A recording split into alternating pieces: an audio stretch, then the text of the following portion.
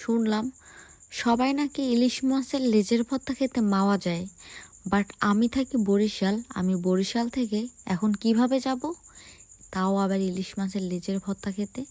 তার চেয়ে না হয় আমি বাড়িতেই বানিয়ে ফেলি মজাদার ইলিশ মাছের লেজের ভর্তা। আমরা হলাম গিয়ে ইলিশের দেশের মানুষ।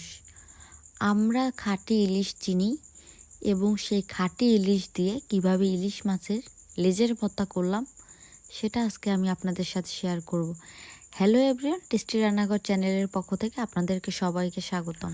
আমার চ্যানেলের রান্না যদি আপনাদের কাছে ভালো লাগে থাকে তাহলে অবশ্যই লাইক, কমেন্ট, সাবস্ক্রাইব এগুলো করতে কিন্তু অবশ্যই ভুলবেন না। আর বরিশালের মেয়ে বলে যে আমি ইলিশ চিনবো এমনটাও কথা না। ইলিশ কিন্তু সবাই চিনে, আপনিও চেনেন, আমিও চিনি। তারপরও আমার অভিজ্ঞতাটা একটু বেশি, কারণ ইলিশের সাথে আমার বেড়ে ওঠা। আর যারা খেয়েছে তারাই একমাত্র বলতে পারবে ইলিশ মাছের লেজের ভর্তা যে আসলে কতটা মজাদার। গরম ভাতের সাথে এক প্লেট ভাত অনায়াসে খেয়ে উঠতে পারবেন আপনি। সো কথা না বাড়িয়ে আমি রেসিপিতে চলে যাই। এখানে একটা ছোট ইলিশ মাছের লেজ আছে, এটাকে আমি কড়া করে ভেজে নেব।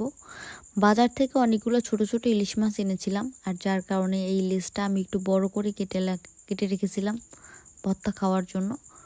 কড়া করে ভাজা হয়ে গেলে এটা আমি উঠিয়ে নেব। এরপর যা যা উপকরণ আছে এগুলো সব অ্যাড করব। আমি কিন্তু এখানে সম্পূর্ণ রেসিপিতে খাঁটি সরিষার তেল ব্যবহার করব। আপনারাও কিন্তু চাইলে এখানে খাঁটি সরিষার তেল ব্যবহার করতে পারেন। সবার প্রথমে আমি কাঁচামরিচগুলো দিয়ে দিলাম, কারণ কাঁচামরিচগুলো ভাজা হতে একটু টাইম লাগবে। আর কাঁচামরিচগুলো ভাজতে হলে একটু সামান্য একটু সাবধানে থাকতে হবে, কারণ যে কোনো সময় এগুলো ছিটে আপনার ফেজে আসতে পারে। এই কাঁচামরিচগুলো কিন্তু আমি অনেক দিন যাবত ডিপ ফ্রিজে সংরক্ষণ করে রেখেছিলাম, যার কারণে আমি এগুলো চিড়ে দিতে পারিনি। তা না হলে আমি একটু চিড়ে দিতাম। চিড়ে দিলে হতো কি সামনে আর ফেজের সামনে ফেটে উঠতো না। এগুলো যখন একটু ভাজা ভাজা হয়ে যাবে তখন আমি এর ভিতর পেঁয়াজ দিয়ে দেব, কারণ এগুলোর সাথে যদি আমি পেঁয়াজ দিই তাহলে পেঁয়াজটা আমার পুড়ে যাবে, আর আমি চাই না পেঁয়াজটা পুড়ে যাক এত স্বাদের যেহেতু একটা ভর্তা। আমি এখানে পেঁয়াজ দিয়ে কিছুক্ষণ নেড়ে চেড়ে নেব, যেন পেঁয়াজের একটা কাঁচা গন্ধ যায়।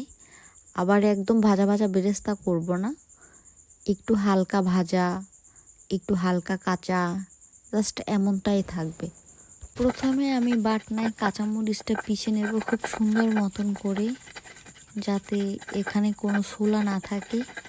এরপর যখন কাঁচামরিচটা পেষা হয়ে যাবে এখানে আমি আস্ত যে ইলিশের লেজটা ছিল এটা দিয়ে দেব, এবং এটাকে কিন্তু খুব সুন্দর মতন মিহি করতে হবে যাতে কোনো কাটা না থাকে।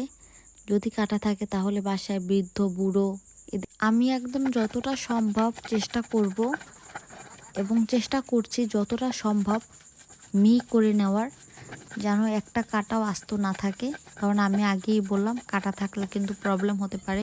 আর আমার মিহি করা যখন শেষ পর্যায়ে চলে আসবে তখন এতে আমি ওই যে আগে থেকে উপকরণগুলো রেখেছিলাম, পেঁয়াজ, তারপরে মরিচগুলো তো আমি আগে থেকে পিষে নিয়েছিলাম, আর সামান্য ধনেপাতা অ্যাড করেছিলাম, এগুলো মাখিয়ে নিলাম।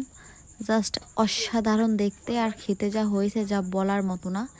এই যে আমি বাটিতে তুলে নিলাম, আপনারাই দেখুন, বলুন এখন খেতে কেমন লাগবে।